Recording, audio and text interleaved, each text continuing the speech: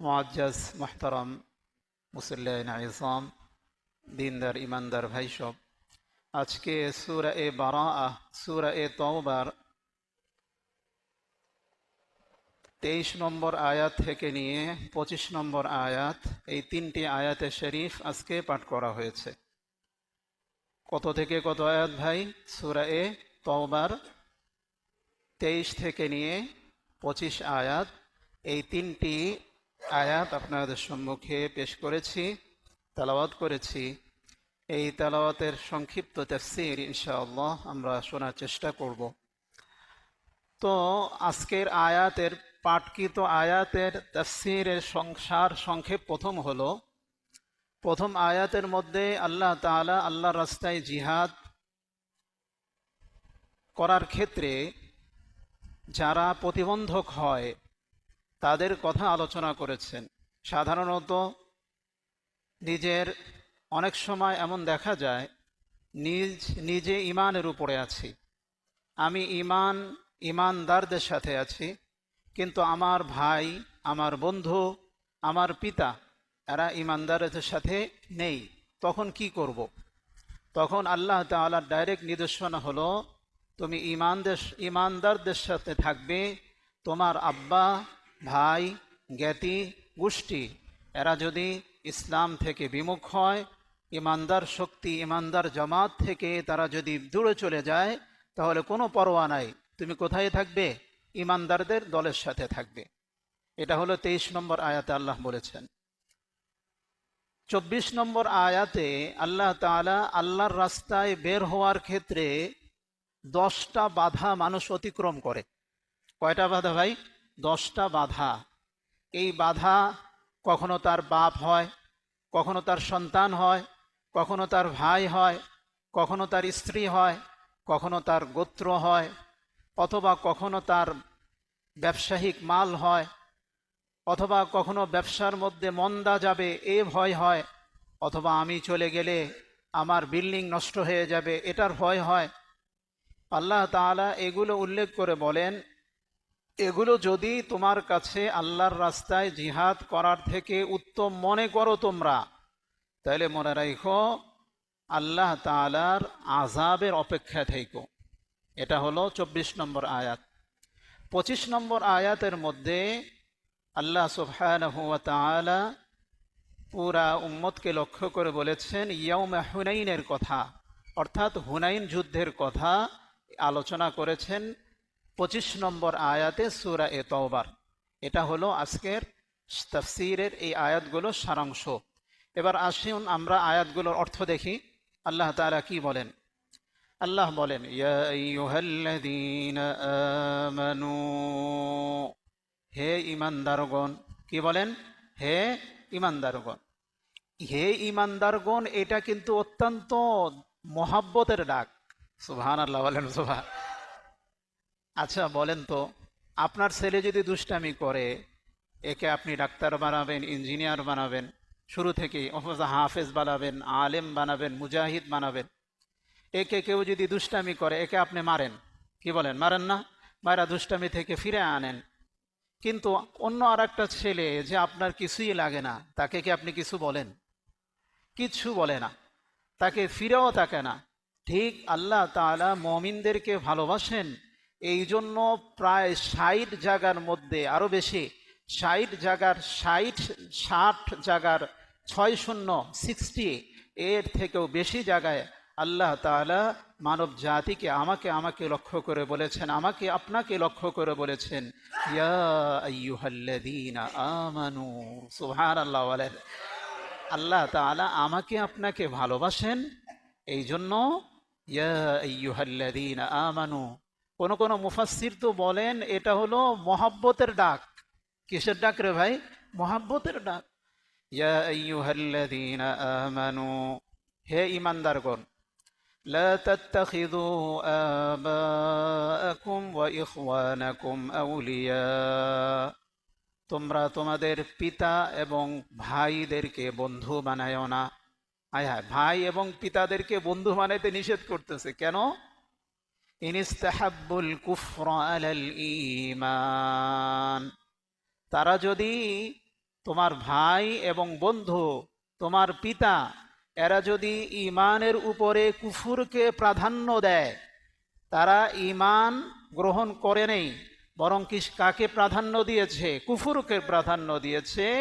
তোমরা তাদেরকে, তোমার আব্বাকে, তোমার ভাইকে বন্ধু হিসাবে, অভিভাবক হিসাবে গ্রহণ করতে পারবা না।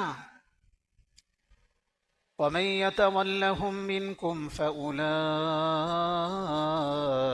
هم الظالمون। যে তোমাদের মধ্যে এমনটি করবে, অর্থাৎ পিতা কাফের, ভাই কাফের, মা কাফের, তাদের সাথে সৎ আচরণ করতে হবে, কিন্তু তাদের মত পথ এগুলো অনুসরণ করা যাবে না। মনে করেন একটা ঘটনা, হযরত আবু বকর সিদ্দিক রাদিয়াল্লাহু আনহু, সকলে বলেন রাদিয়াল্লাহু আনহুম আজমাইন। ওনার 3 সন্তান ছিল। একজনের নাম হলো আব্দুর রহমান, আরেকজনের নাম হলো মুহাম্মদ, আরেকজনের নাম হলো আব্দুল্লাহ। এই 3 জনের মধ্যে যিনি বড় ছিলেন, উনি অনেক বয়সে অনেক বড় ছিল, যার নাম ছিল আব্দুর রহমান। কি নাম ছিল ভাই? আব্দুর রহমান।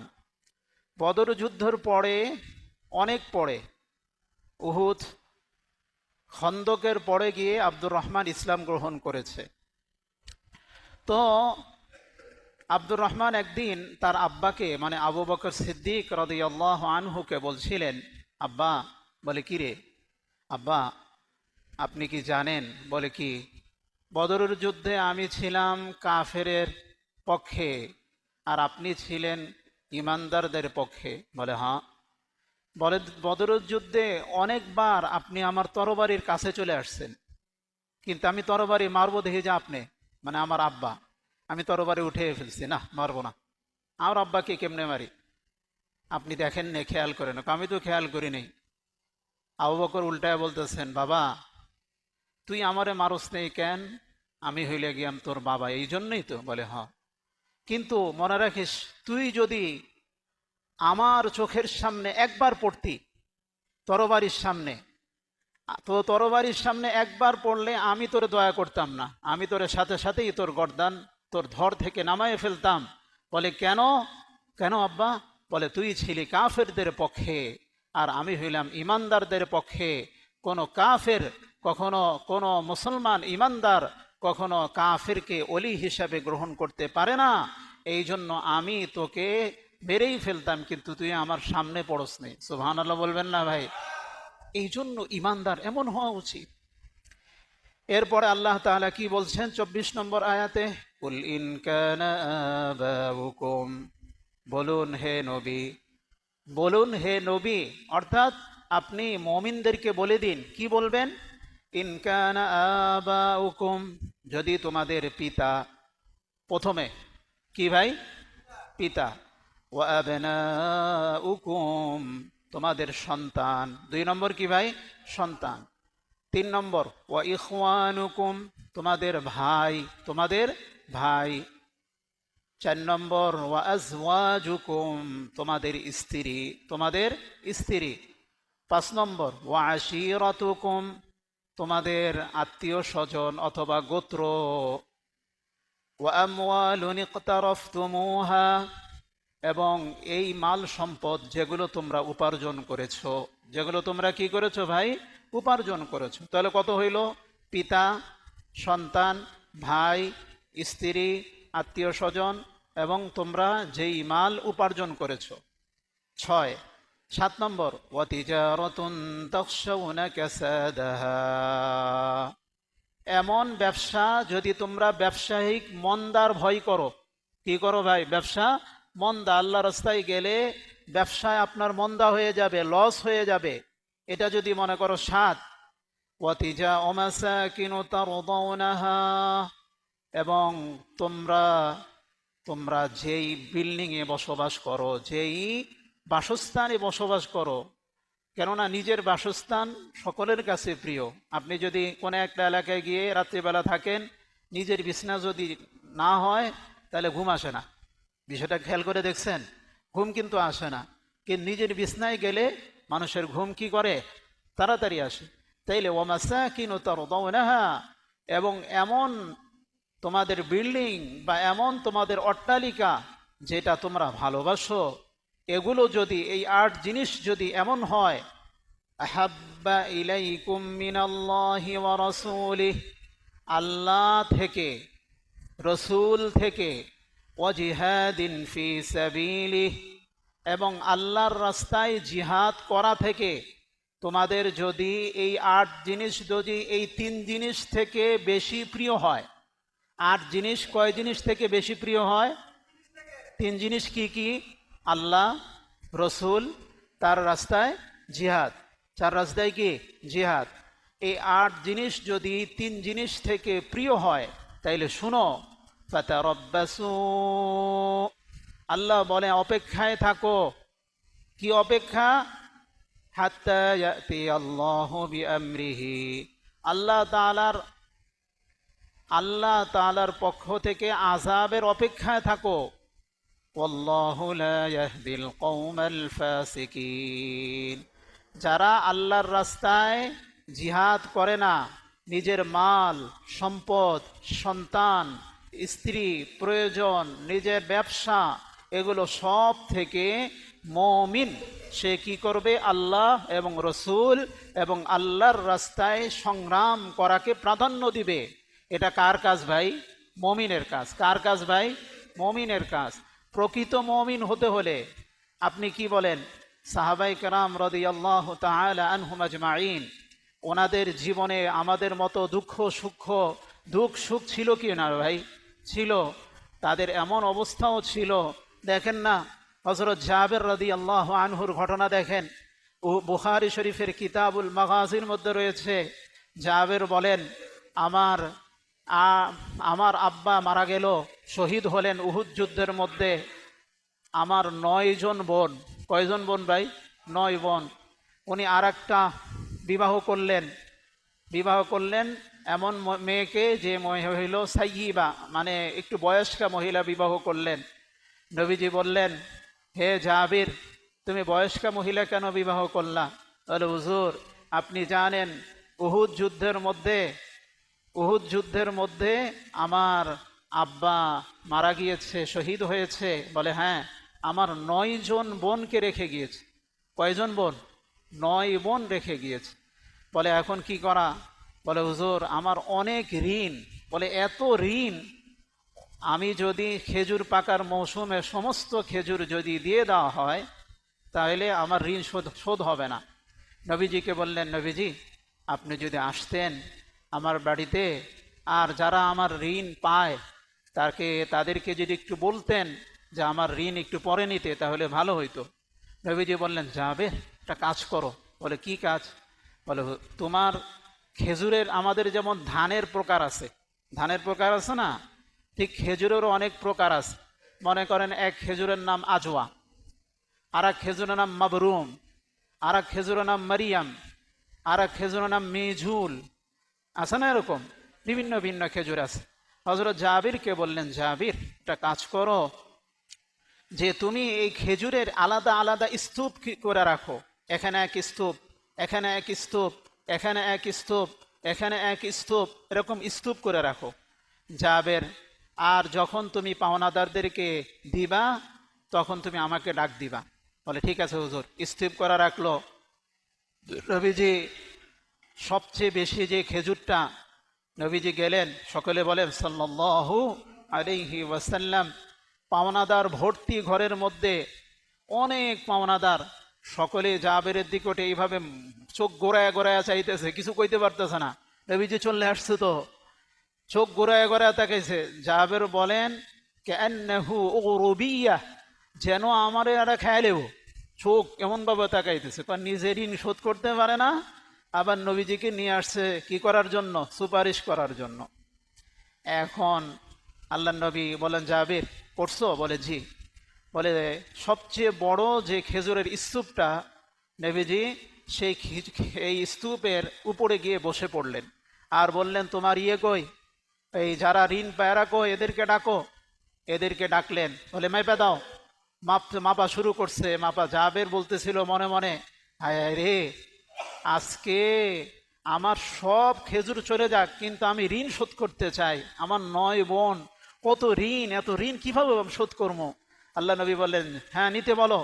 নেওয়া শুরু করলো, কাউকে 1 মণ, কারোরও 2 মণ, কারোরও 3 মণ, কারোরও 4 মণ, কারোরও 5 মণ, দিতে দিতে দিতে দিতে দিতে দিতে সব ঋণ শোধ হয়ে গেল। এমনকি আল্লাহ রসুল যে স্তূপের উপর বসেছিলেন, ওখান থেকে সামান্য একটা মনে হলে যেন একটা খেজুরও কমে নেই। সুবহানাল্লাহ। বলেন, এই যে সাহাবায়ে কেরাম রাদিয়াল্লাহু আনহুম আজমাইন, এই তো কষ্ট, কত কষ্ট করলেন। কষ্ট করার পরেই তো তাদের মিষ্টি আসছে, আল্লাহ রাস্তায় জিহাদ করছে না। দেখেন হযরত আবু হুরায়রার অবস্থা। আবু হুরায়রা রাদিয়াল্লাহু আনহু 6ষ্ঠ হিজরির শেষের দিকে ইসলাম গ্রহণ করলেন। 7ম হিজরি শুরু, রসুল 11তম হিজরিতে ইন্তেকাল করলেন শুরুতে। উনি আসলেন, উনি আসার পরে কত কোরবানি করেছেন ক্ষুধার তাড়নায়। উনি এমন হতো যে উনি একেবারে বেহুশ হয়ে মসজিদে নববী এবং রসুল সাল্লাল্লাহু আলাইহি ওয়াসাল্লামের রওজার মাঝখানে, আম্মাজান আয়েশার হুজরার মাঝখানে শুয়ে পড়তেন আর বেহুশ হয়ে যাইতেন। বেহুশ হয়ে যাওয়ার পরে আল্লাহর মানুষ আয়েশা মনে করতো যে ওনার মৃগী ব্যারাম হয়েছে। আয়েশা সেই যুগে মৃগী ব্যারাম হইলে আমাদের দেশে বর্তমান কি করে, জুতা শুকায় না, সেই যুগে এই ঘাড়ের এবং এই মাঝখানে পা দিয়া দাবাইতো, মানে পা দিয়ে পাড়া দিত। পাড়া দেওয়ার পরে যাবে, ওই আবু হুরায়রা বলতেছিলেন, মানুষ মনে করতো আমার মৃগী ব্যারাম হয়েছে। আল্লাহর কসম, আমার কোনো মৃগী ব্যারাম ছিল না, বরং আমি ক্ষুধার তাড়নায় আমি আর বেহুশ হয়ে যাইতাম। আল্লাহর নবী একদিন আবু হুরায়রাকে বললেন, আবু হুরায়রা, বলে জি, তোমার হাতে কি এটা? বলে জোরে থলি। থলি থলি থলি আছে না, থলি আর কি। বলে এটার মধ্যে কি আছে? বলে হুজুর কিছু খেজুর আছে। উনি কয়েকটা খেজুর আর হাতের মধ্যে নিয়া ওনার ওই থলির মধ্যে দিয়ে দিলেন। থলির মধ্যে দিয়া বললেন, যখনই তোমার খেজুর দরকার হবে তখনই তুমি বিসমিল্লাহ বলে এই থলি থেকে খেজুর খাইবা, যাকে ইচ্ছা তাকে দিবা, কোনো সমস্যা নাই, কিন্তু উপর করে ফালাইবা না। আবু হুরায়রা বলেন, আমি খাইতে শুরু করলাম। আমার আর ওই খেজুরের পাকার খেজুরের মানুষের গাছের খেজুরের প্রয়োজন হয় না।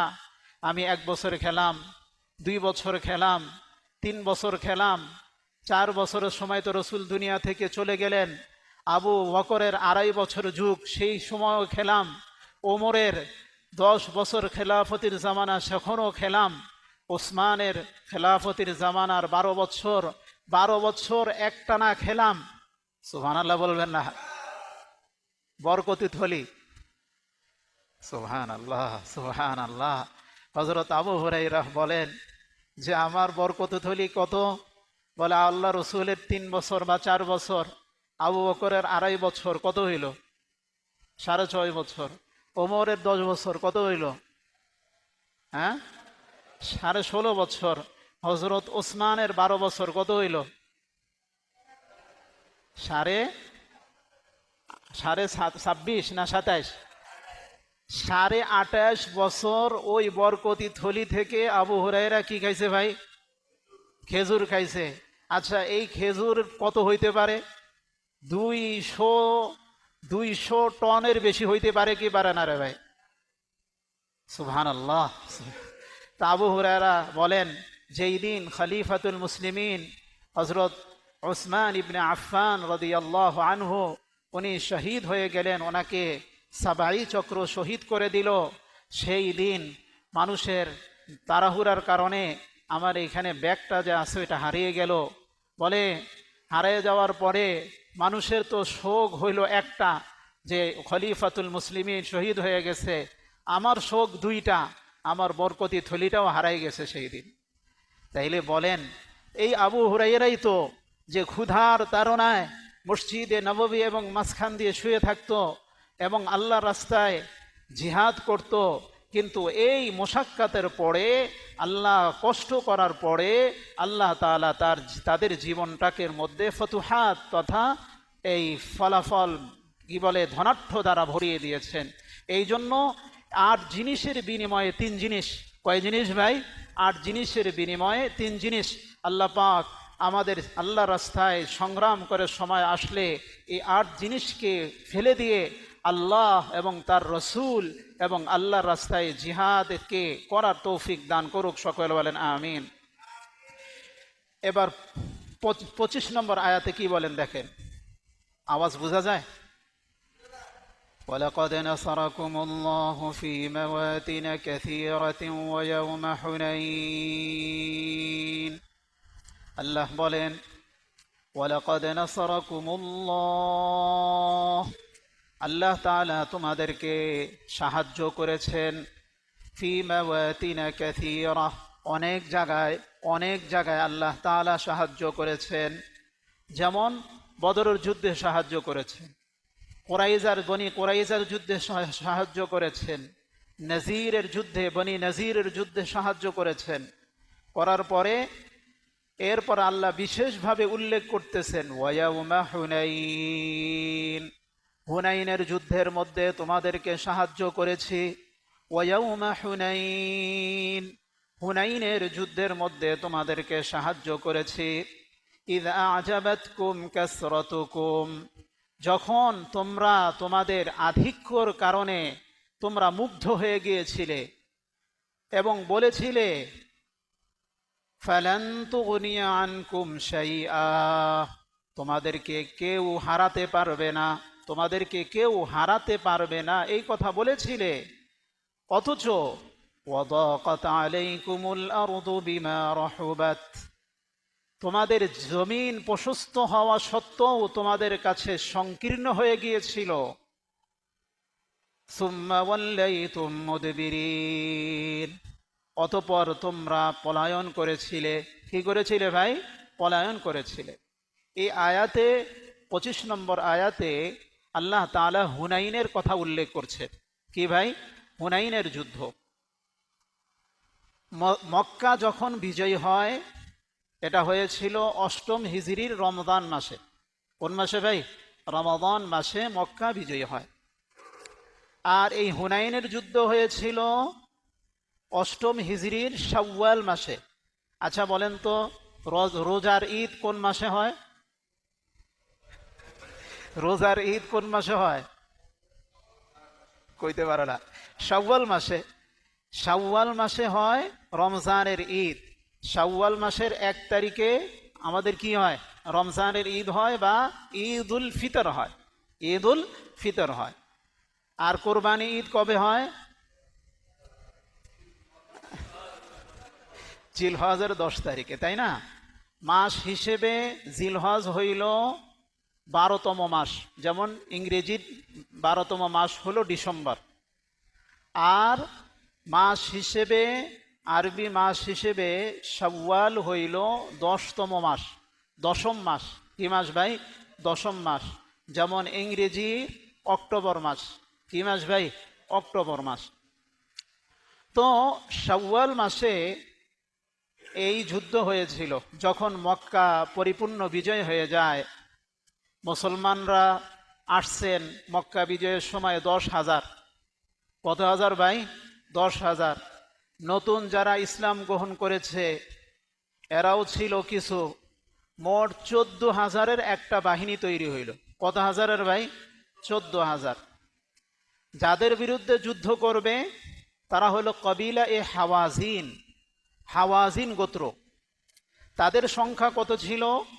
তাদের সংখ্যা ছিল 4,000। কত হাজার ভাই? 4,000। পুরা আরবদের মধ্যে যারা যোদ্ধা জাতি ছিল, যুদ্ধ করত, তাদের মধ্যে উল্লেখযোগ্য ছিল এই হাওয়াজিন গোত্র। তারা যোদ্ধা জাতি ছিল। ইবনে হাজার আসকালানী রহমতুল্লাহ আলাই ওনার বুখারী শরীফের ব্যাখ্যাগ্রন্থের মধ্যে লেখেন, ওনারা ছিল 24,000। বলে 24,000 কোথায়? 4,000 কোথায়? বলে 4,000 হলো তারা যোদ্ধা, আর 24,000 হলো মহিলা টহিলা, পুরুষ, ছোট বাচ্চা, বাল বাচ্চা নিয়ে সবগুলো তারা যুদ্ধের ময়দানে নিয়ে আসছে। যাই হোক, তাহলে মুসলমানদের সংখ্যা ছিল কত? 14,000। আর তাদের সংখ্যা যোদ্ধা কত ছিল? মাত্র 4,000। কয় হাজার? 4,000। তো মুসলমানরা চিন্তা করলো, কোন মুসলমান বলেও ফেলেছে, আজকে আমরা আমাদের সাথে কেউ পারবে না, আজকে আমরা এদের বিরুদ্ধে বিজয় লাভ করবই। আচ্ছা, মুসলমান যুদ্ধ করে সংখ্যার বলে না আল্লাহর নুসরতে? আরো জোরে বলেন কি? আল্লাহর সাহায্যে। বদরের যুদ্ধে মুসলমানের সংখ্যা কত ছিল? 313 থেকে 17। উহুদ যুদ্ধে মাত্র 700। আহজাব যুদ্ধে মাত্র 1500। এরপরে এই যুদ্ধগুলো মুসলমান বিজয় লাভ করেছে করে নেই? তাহলে মুসলমান তো সংখ্যার বলে বিজয় লাভ করে না, মুসলমান তো আল্লাহর হুকুমে বিজয় লাভ করে। তো এইটা যখন মুসলমান কোন মুসলমান বলে ফেললো, নবীজি জিহাদে রওনা হলেন। এই দিক দিয়ে কুরাইশরা যারা নতুন ইসলাম গ্রহণ করেছে, এরা তো চায় যে একটা সুযোগ নিতে। কোন কুরাইশ মাত্র ইসলাম গ্রহণ করেছে, কিন্তু চাচ্ছিল যদি মোহাম্মদ হেরে যায় তাইলে তো আমাদের এক কাম দুই কাম। এদিক দিয়া মোহাম্মদ হেরে গেল, আমরাও বিদ্রোহ করলাম, মক্কা আবার আমাদের হয়ে যাবে, আবার মোহাম্মদ এখান থেকে চলে যেতে বাধ্য হবে মদিনায়। এই নিয়তে কেউ কেউ যুদ্ধে অংশগ্রহণ করে। এদের মধ্যে একজন ছিল খাওয়াজিন গোত্রের যে প্রধান ছিল, তার নাম ছিল মালিক ইবনে আউফ। পরবর্তীতে সে ইসলাম গ্রহণ করেছিল। মালিক ইবনে আউফ পরবর্তীতে রাদিয়াল্লাহু আনহু হয়েছিল। সে বলল যে দেখো, মুহাম্মদ তো এই নিরীহ কুরাইশদের বিরুদ্ধে যুদ্ধ করেছে, আমাদের বিরুদ্ধে যদি, আমরা হলো যোদ্ধা জাতি, আমাদের সাথে যুদ্ধ করতে আসলে আমরা দেখামো তাদেরকে যুদ্ধ কাকে বলে, যুদ্ধ কোন জিনিসের নাম, এটা আমরা দেখাবো। যাই হোক, রওনা দিলেন নবীজি সাল্লাল্লাহু আলাইহি ওয়াসাল্লাম। সাথে সাথে 14,000 সাহাবীর এক দল, বিশাল দল। ওই দিক দিয়ে মাত্র 4,000। যুদ্ধ শুরুর আগে কিছু কিছু মানুষ তো তামাশা দেখার জন্য গেছে, নতুন মুসলমান। তো তাদের মধ্যে একজন ছিল, ওর নাম ছিল এই আউফ ইবনে মালিক। তো এটাই ছিল। যাই হোক, আরেকজনের নাম ছিল, ভিন্ন নাম ছিল, সুফিয়ান ইবনে মালিক বা এরকম কোন এক নাম ছিল আর কি, নামটা হঠাৎ করে ভুলে গিয়েছি। তো সে চিন্তা করলো, যদি মুহাম্মদকে বাগে পাই, সকলে বলেন সাল্লাল্লাহু আলাইহি ওয়াসাল্লাম, মুহাম্মদকে যদি বাগে পাই তাহলে তারা মেরে এলাম, হত্যা করে এলাম। আল্লাহ নবীজি সাল্লাল্লাহু আলাইহি ওয়াসাল্লাম হাওয়াজিন গোত্র তায়েফ অঞ্চলটার মধ্যে ছিল।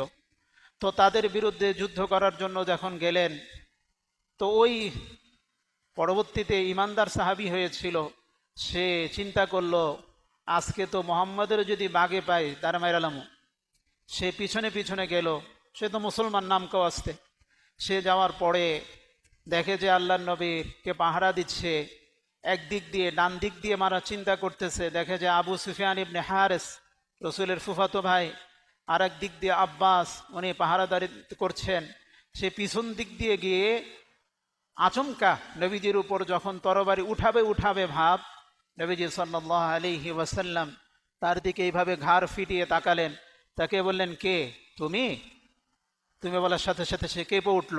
বলে, এখনো কি তোমার অন্তরের মধ্যে ইসলাম গ্রহণ করার, ইসলামের সৌন্দর্যের ব্যাপারে এখনো কি আগ্রহ তোমার আসেনি?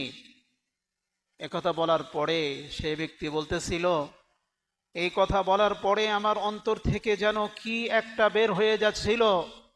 আমার মনে হচ্ছিল যেন আল্লাহর নবীর দিকে আমি যখন তাকালাম, উনি বলতেছেন, ওয়াল্লাহি লাউ উকসিমা বিল্লাহ, আল্লাহ তাআলার কসম, আমার কাছে ওনার চেহারা এত নিকৃষ্ট ছিল, এই ঘটনার আগে আমার কাছে সবচেয়ে বেশি একেবারেই খারাপ মানুষ ছিল এই মানুষটা। কিন্তু আমি যখন তার চেহারার দিকে তাকালাম, উনি বলেন, আল্লাহ তাআলার কসম, পৃথিবীর বুকে ওনার থেকে এত প্রিয় আর কোনো ব্যক্তি আমার কাছে ছিল না, এত প্রিয় চেহারা আমার কাছে ছিল না। আমি বললাম যে হ্যাঁ রসুল। আল্লাহ রসুল বললেন, কি তোমার মনে কি এখনো কুফরি আর রয়ে গেছে? তুমি কি এখনো কুফরির উপরে থাকবা?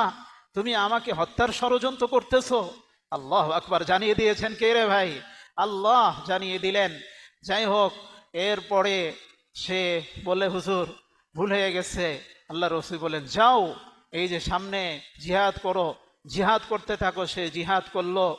তো যাই হোক, তখন যুদ্ধের প্রাথমিক দিক দিয়ে মুসলমানরা যখন বিজয় লাভ করছিল, এটা যুদ্ধের একটা কৌশল ছিল হাওয়াযিন গোত্রের।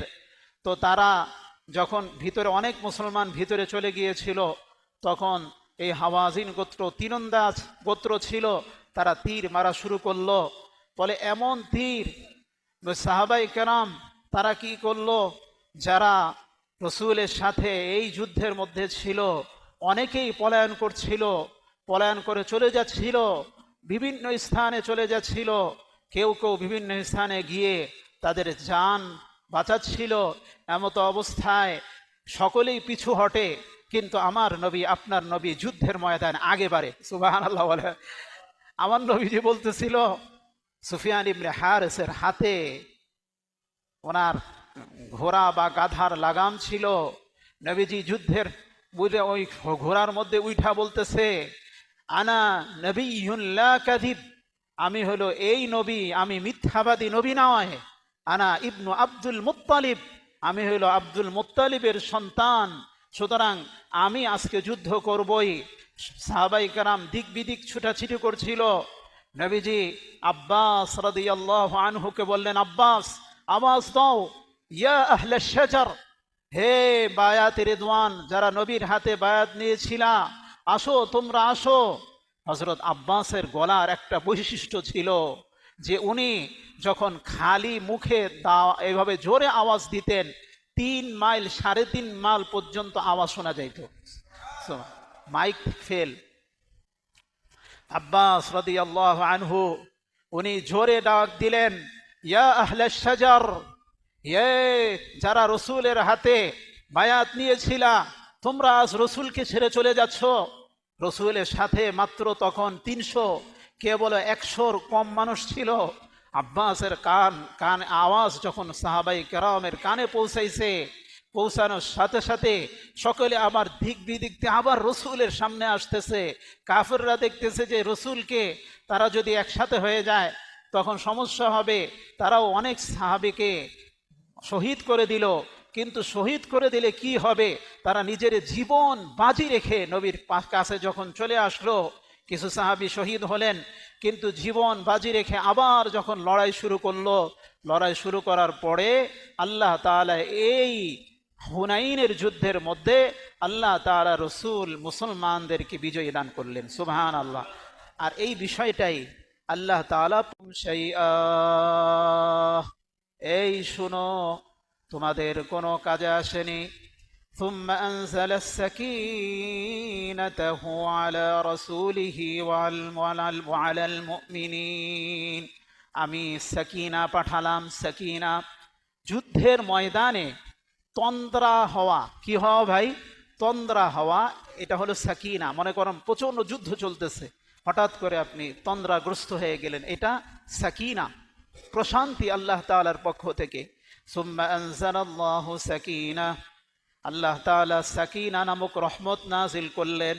ওয়া আলা রাসূলিহি, রসুলের উপরে, ওয়া আলাল মুমিনিনা, মুমিনদের উপরে। ওয়া আনজালা জুনুদান লাম তারাউহা, আল্লাহ তাআলা আরেকটা সৈন্যবাহিনী নাজিল করলেন, তা হলো ফেরেশতা। তাহলে কি রে ভাই? ফেরেশতা। ওয়াযাবাল্লাযীনা কাফারু, কাফেরদেরকে আল্লাহ তাআলা শাস্তি দিলেন। ওয়াযাবাল্লাযীনা কাফারু ওয়াযালিকা জাযাউল কাফিরিন, আল্লাহ তাআলা এইভাবেই কাফেরদেরকে লাঞ্ছিত করবেন।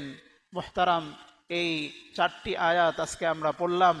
এই আয়াতগুলোর মধ্যে আল্লাহ তাআলা আল্লাহর রাস্তায় জিহাদ করার ক্ষেত্রে যারা প্রতিবন্ধক হবে তাদেরকে পরিত্যাগ করার কথা বললেন। তো আসুন তাইলে এই হাওয়াযিন গোত্রের ফলাফল কি হলো? ফলাফল হলো তারা তো তাদের পরিবার প্রয়োজন, ছাগল, গরু, মহিষ সব নিয়ে যুদ্ধে আসলো। আসার পরে যখন পরাজয় বরণ করলো, তাদের নেতা মালিক ইবনে আউফ সে তায়েফ দুর্গের মধ্যে যে সেখানে আরোহণ করলো, সেখানে পলায় রইল। নবীজি তায়েফের কেল্লাকে 18-19 দিন অবরোধ করে রাখলেন। অবরোধ করার পরে তারা সন্ধি করার জন্য আসলো। আসার পর রসুল সন্ধি করলেন এবং তারা একসাথে 14,000 মানুষ ইসলাম গ্রহণ করলো। ইসলাম গ্রহণ করার পরে তারা নবীজির কাছে আসলো। আশা বলতেছেন, হুজুর, এক প্রতিনিধি দল আশা বলতেছে, হুজুর, আপনি তো আমাদের প্রায় সম্পদ নিয়ে গিয়েছেন, এটা গনিমতের মাল। আমরা তো এখন মুসলমান হয়েছি। আমাদের আমাদের সাথী সঙ্গী, আমাদের স্ত্রী, আমাদের বাচ্চারা, এরা তো গোলামবাদী হয়ে গিয়েছে, এদেরকে ছেড়ে দিলে ভালো হয়। নবীজি বললেন, বাবা, আপনিও তো ভালো কথা বলছেন, ঠিক আছে, আমি সাহাবাদের সাথে পরামর্শ করি। সাহাবাদের সাথে পরামর্শ করলেন। সাহাবারা বললেন, হুজুর, দুইটার যে কোনো একটা ওরা করতে পারি আমরা। বলে, সেটা কি? এরা হয় তাদের বন্ধী যারা আছে এদেরকে নিয়ে নিবে, না হয় মাল নিয়ে নিবে, যে কোনো একটা। কেননা যেহেতু এটা যুদ্ধের মধ্যে গনিমতের মাল এটা রাষ্ট্রীয় কোষাগারে জমা দিতে হয়। নবীজি বললেন, ঠিক আছে, তাইলে তোমরা মাল রাখো এবং তাদের যে এই যারা গোলামবাদী হয়েছে এদেরকে মুক্তি করে দাও। বলে, ঠিক আছে। নবীজির কাছে আবার তাদের প্রতিনিধি দল আসলো।